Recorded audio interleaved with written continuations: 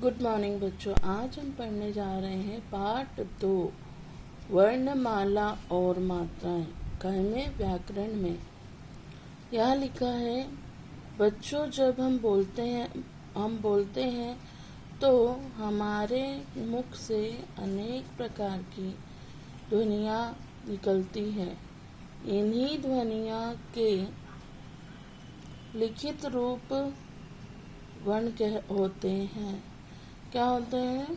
हम अपने मुख से कई सारी बातों को निकालते हैं और जब हम इन बातों को निकालते हैं या बोलते हैं तो अनेक प्रकार की ध्वनियाँ निकलती हैं। और जब वो ध्वनियाँ जो हैं उनके लिखने के रूप को हम वर्ण कहते हैं, जो भी हम बोल रहे हैं उसको। जैसे यहाँ लिखा है घर। अब इसमें हम सुन रहे हैं घर, घ अ र अ, घ अ र अ, घर।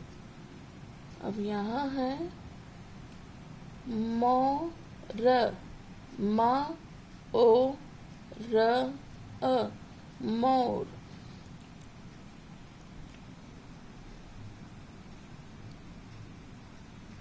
ऊपर दिए गए चित्रों के नाम बोलिए। अब इनके नाम बोलते समय हमें अ का साउंड भी आता है, घ का साउंड भी आता है, र का साउंड भी आता है और आ का। ऐसा मतलब जिन शब्दों को बोलने से हमारे मुख से साउंड आता है, जो जो शब्द का या जो जो वर्ण का, उनको लिखने के तरीकों को, उनके लिखा जो भी हम बोल रहे हैं उसके ध्वनियाँ जो निकलती हमारे मुख से, इन ध्वनियों को और तोड़ नहीं सकते। हम इनको और तोड़ नहीं सकते। हम इनको तोड़ सकते हैं क्या? घ आधा हलंत, मतलब इसमें अ नहीं मिलाए। अब जब इसको मिला देंगे तो घ बन जाएगा। ऐसे ही र आधा है और इसमें अ मिला देंगे, र अ घ र, इस प्रकार से हो जाता है। अब यहाँ लिखा है इन ध्वनियों के और टुकड़े नहीं हो सकते। अब इनके टुकड़े नहीं हो सकते, इस प्रकार हम कह सकते हैं वह छोटी से छोटी ध्वनि जिसके और टुकड़े नहीं किए जा सकते उसे हम वर्ण या वह वर्ण कहलाती है। तो क्या कह सकते हैं? वर्ण को हम कह सकते हैं वह छोटी से छोटी ध्वनि जिसके और टुकड़े नहीं किए जा सकते उसे हम वर्ण कहते हैं। वर्णों के भेद। वर्णों के दो प्रकार होते हैं, या हिंदी भाषा में दो प्रकार के वर्ण होते हैं, स्वर और व्यंजन। स्वर किसको कहते हैं? जिन वर्णों के उच्चारण में किसी अन्य ध्वनि की आवश्यकता नहीं लेनी पड़ती है उसे हम क्या कहते हैं? स्वर कहते हैं। क्या कह सकते हैं?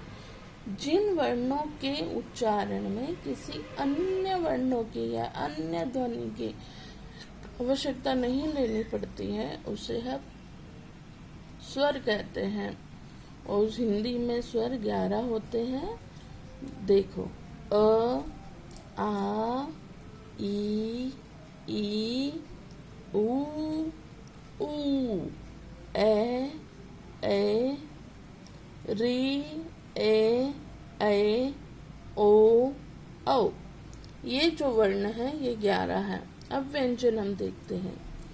व्यंजन जिन वर्णों के उच्चारण में स्वर की सहायता लेनी पड़ती है उन्हें व्यंजन कहते हैं। व्यंजन क्या है? जिसमें स्वर लिखकर आवश्यकता होती है उसे हम क्या कह सकते हैं? व्यंजन कह सकते हैं। और हिंदी में कितने व्यंजन हैं? 33 व्यंजन होते हैं। अब ये 33 व्यंजन यहाँ पर दिए हुए हैं। क, ख, ग, घ, न, च, छ, ज, झ, अय, ट, ठ, ड, ढ, ण, त, थ, द, ध, न, प, फ, ब, भ, म, य, र, ल, व, श, स, श, स, ह।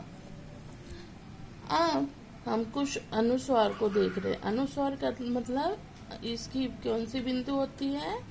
एक ऊपर अम की बिंदु होती है। इसका उच्चारण नाक से किया जाता है तथा इसका प्रयोग स्वरों और व्यंजनों के ऊपर बिंदु के द्वारा किया जाता है, बिंदी लगी होती है, के रूप में किया जाता है, जैसे हंस, अंश, चांद आदि। विसर्ग, विसर्ग क्या है? इसका उच्चारण ह के रूप में, मतलब ये दो जो बिंदियां लगी है यह ह के रूप में इसका प्रोनाउंसिएशन कहते हैं, या ह के रूप में इसको के समान में करते हैं। इसका प्रयोग वर्णों के बाद दो बिंदुओं के रूप में होता है, जैसे प्रातः, नमः, अतः आदि। अनुनासिका, अनुनासिका क्या है? ये है चंद्र बिंदु के रूप में। इसका उच्चारण जब हम करते हैं नाक और गले दोनों से की सहायता से हम इसका उच्चारण किया जाता है। इसे का प्रयोग चंद्र बिंदु के रूप में किया जाता है, जैसे आँख, गांव, सांप आदि। अंग्रेजी में आया स्वर आगत ध्वनियाँ, आगत ध्वनियाँ मतलब अंग्रेजी भाषा से हमारे जो हिंदी में स्वर आया है उसको हम आगत ध्वनियाँ या स्वर या व्यंजन आया है उसे हम आगत ध्वनियाँ कहते हैं। जैसे अ, डॉक्टर, बॉल, जरा, जरूर, फ, साफ, काफी। स्वरों की मात्राएं होती हैं। अब स्वरों की मात्राएं कैसे होती है? जब स्वर को व्यंजन को के साथ मिलाया जाता है तो उसके रूप बदल जाते हैं और स्वर का यह बदला हुआ रूप ही मात्रा कहलाता है। मतलब जब हम स्वर को व्यंजन के साथ मिलाते हैं तो उसका जो रूप है किसका? व्यंजन का जो रूप है वो बदल जाता है और इस बदले हुए रूप को हम मात्राएं कहते हैं। हम बचपन से पढ़ते आ रहे हैं अ, क। अब आ की मात्रा, ई की मात्रा, बड़े की मात्रा, छोटे ऊ की मात्रा, बड़े ऊ की मात्रा, री की मात्रा, ए की मात्रा, आई की मात्रा, ओ की मात्रा, औ की मात्रा। अब ऐसे र में जो ऊ की मात्राएं लगती हैं वो र के ऊपर पीछे की तरफ लग जाती है। ठीक है, ये याद रखना है। बड़े ऊ की मात्रा कुछ इस प्रकार लगती है, यहाँ देखो इस प्रकार एक छोटी सी लाइन दी है र के बाद और फिर लगी है। और छोटे ऊ की जो मात्रा है वो लाइन नहीं है और ऐसे लगाई जाती है। ठीक है। अब है संयुक्त व्यंजन। संयुक्त व्यंजन क्या होते हैं? संयुक्त मतलब क्या होता है? संयुक्त मतलब साथ में दो व्यंजन, जहाँ पर दो क्या है, जब दो या दो से अधिक स्वर रहित मतलब जिसमें स्वर ना हो, ऐसे व्यंजन यहाँ पर लिखा है वो आपस में मिलकर एक नया व्यंजन बनाते हैं, तब वे संयुक्त व्यंजन कहलाते हैं। जैसे ये क, श, ये क में अ नहीं मिला है, देखो ये आधा है ना, स्वर है, स्वर नहीं है इसमें और इसमें भी नहीं है, बाद में अ मिला है तो क, श, अ मिलाकर श बन गया। ऐसे ही त, र, अ मिलाकर त्र बन गया। फिर ज, ज, ज, अ, अया और अ मिलाकर ज्ञ बन गया, और श और र और अ मिलाकर श्र बन गया, श्र। ऐसे ही संयुक्त अक्षर होते हैं। संयुक्त अक्षर जब एक स्वर रहित व्यंजन का भिन्न स्वर सहित व्यंजन के साथ मेल होता है। मतलब क्या बोल रहा है, पहला क्या बोल रहा है, एक स्वर रहित व्यंजन, यानी ये स्वर रहित है, इसमें अ नहीं मिला है। फिर क्या बोल रहा है, स्वर सहित व्यंजन से मिलता है, यहाँ पे त के साथ स्वर मिला हुआ है। स्वर रहित व्यंजन स्वर सहित व्यंजन से मिलता है, तब क्या होता है, संयुक्त अक्षर होता है, संयुक्त अक्षर होता है। ठीक है। और ऐसा हम देख सकते हैं बस्ता, लट्टू। ठीक है। द्वित्व व्यंजन, द्वित्व व्यंजन, द्वित्व व्यंजन क्या है, जब एक स्वर रहित व्यंजन के व्यंजन का समान स्वर रहित सहित व्यंजन, मतलब पहले हमने यहाँ पे स्वर सहित, स्वर रहित व्यंजन और स्वर सहित व्यंजन को पढ़ा था। यहाँ पर बोल रहा है जब एक स्वर रहित व्यंजन का समान, यहाँ पर समान नहीं है, यहाँ अलग है, भिन्न है, स के साथ स नहीं है, स के साथ त है।